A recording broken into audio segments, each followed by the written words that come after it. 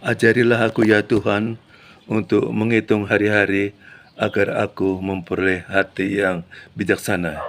Itulah firman Tuhan yang sering saya baca untuk menguatkan hati dan kekuatan saya. Selama saya jatuh sakit, hampir 3 tahun ya aku tidak bisa berjalan dengan bagus mengingat lututku mengalami keroposan. Aku kadang-kadang berpikir bahwa sepertinya sudah pasrah, tapi aku percaya dan yakin dengan firman itu memberikan kekuatan bagi saya. Berilah aku hati yang bijaksana. Aku harus bijaksana dalam menghadapi segala permasalahan ini. Meskipun aku mengalami kesakitan tidak bisa berjalan, tapi aku bersyukur dengan agak sedikit pincang, aku masih bisa beraktivitas. Bahkan aku masih bisa melakukan aktivitas dan itu merupakan suatu kebahagiaan bagi saya. Terima kasih Tuhan atas apa yang Tuhan kasih buat aku. Dengan firman itulah memberi kekuatan bagi saya. Karena saya harus mengolah hati saya supaya saya beroleh hati bijaksana dalam mengelola segala permasalahan saya. Bijaksana dalam bertindak, bijaksana dalam segala aspek kehidupan saya untuk lebih dekat dengan Tuhan. Bahkan aku boleh bijaksana dalam menata waktu. Kalau tidak, mungkin aku sudah kolaps ya. Tapi bersyukur atas kebaikan Tuhan, aku dimampukan untuk menghadapi segala tantangan ini. Tuhan baik, karena saya percaya pada saat kita menyerahkan pada Tuhan, Tuhan tidak pernah melupakan kita. Tuhan turut bekerja segala sesuatu yang memperoleh kebaikan, dan saya percaya itu akan terjadi dalam hidup saya.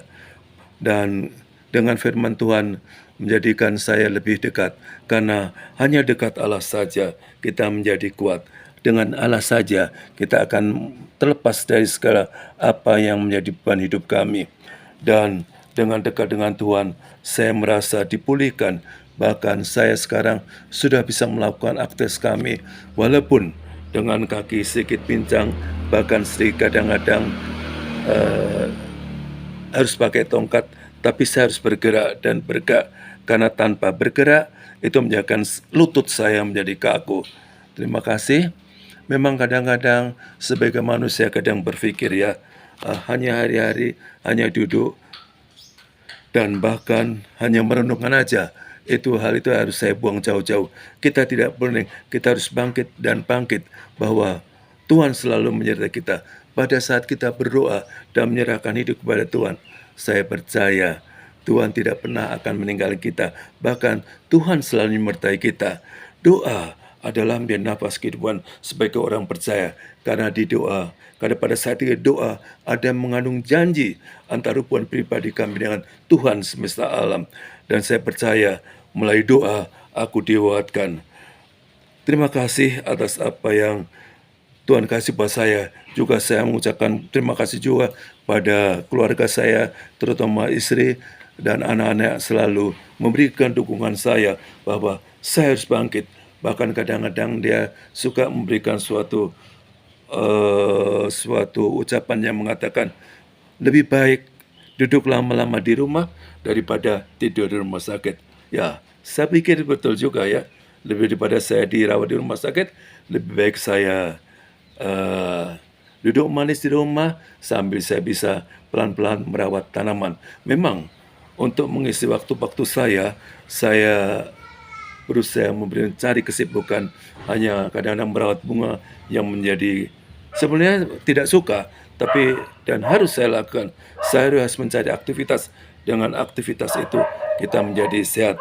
Tanpa aktivitas kita akan duduk termenung yang menjadikan kita akan lebih lebih terperosok dalam kesedihan. Itu tidak betul. Dan inilah kesempatan saya untuk bangkit dan bangkit. Hanya dekat Allah saja aku menjadi kuat. Hanya dekat Allah saja Tuhan memberikan kekuatan baru pada saya. Tuhan akan memberikan imunisasi atau memberikan suatu vitamin yang menjadikan saya kuat. Terima kasih Tuhan. Hanya dekat Allah saja kita kuat. Hanya dengan Allah saja, sebab Allah turut bekerja dalam segala perkara untuk mendatangkan kebaikan terjadi dalam hidup semua manusia. Terima kasih. Inilah suatu ungkapan yang selalu kami naikkan kepada Tuhan. Dan saya yakin dan percaya saya akan menikmati kehidupan hari depan saya dengan penuh sukacita. Amin.